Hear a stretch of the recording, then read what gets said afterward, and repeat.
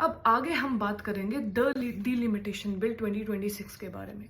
लेकिन उससे पहले हमें ये समझना पड़ेगा कि डीलिमिटेशन होता क्या है। सरल भाषा में बात करें तो डीलिमिटेशन एक प्रोसेस है जहां हम हमारी टेरिटोरियल कॉन्स्टिट्यूएंसीज की बाउंड्रीज को या तो फिर फिक्स कर देते हैं या फिर रीड्रॉ कर देते हैं ऑल टुगेदर। किस लिए?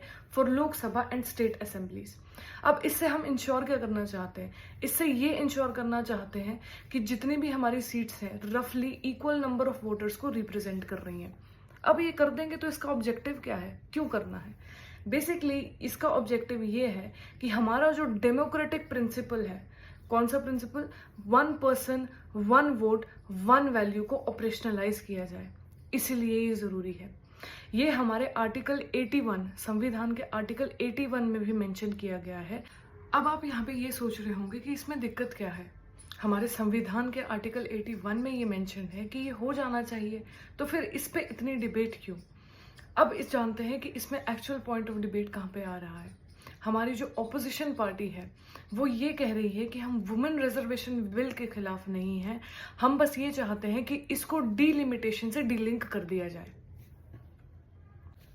अब किसी भी स्टेट की बाउंड्री को फिक्स करने के लिए, रीड्रॉ करने के लिए हमें पहले ये पता होना चाहिए कि कौन सी स्टेट में कितनी नंबर ऑफ पॉपुलेशन है, और उसी के लिए हमारी जो सरकार है एक सर्वे कंडक्ट करवाती है जहाँ पे ये पता लगता है कि कौन सी स्टेट में कितने नंबर ऑफ वोटर्स हैं, जिसको हम कहते हैं सेंसस।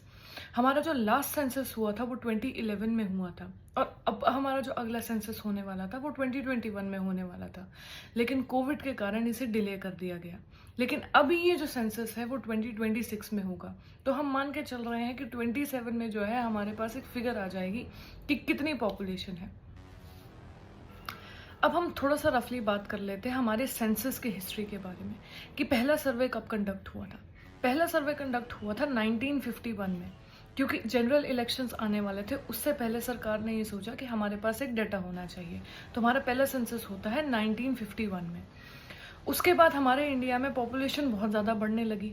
उसको कंट्रोल करने के लिए, उसको कर्ब करने के लिए हमारी सरकार जो है नेशनल कंट्रोल पॉलिसीज़ लेके आई, पॉपुलेशन कंट्रोल पॉलिसीज़ लेके आई, जहाँ पे सरकार ने फिर ये 2001 के आसपास ये कह दिया कि हम जो है सेंसस को अभी फ्रीज करेंगे, अभी सेंसस नहीं करेंगे, अभी जितना है हमारा जो पिछला डाटा है उसी पे हम चलेंगे, अभी हम नया डाटा नहीं लेके आएंगे। उसके बाद अटल बिहारी वाजपेयी जी की सरकार आती है, और वो भी इस जो हमारा ये नियम था उसको ये बोलती है कि इसको हम अभी कंट्रोल में ही रखेंगे, अभी हम सेंसस नहीं करेंगे। और अगला जो सेंसस होने वाला था वो होने वाला था 2021 में, पर जैसे मैंने बता दिया वो डिले हो रहा है, डिले हो गया था क्योंकि कोविड आ गया था।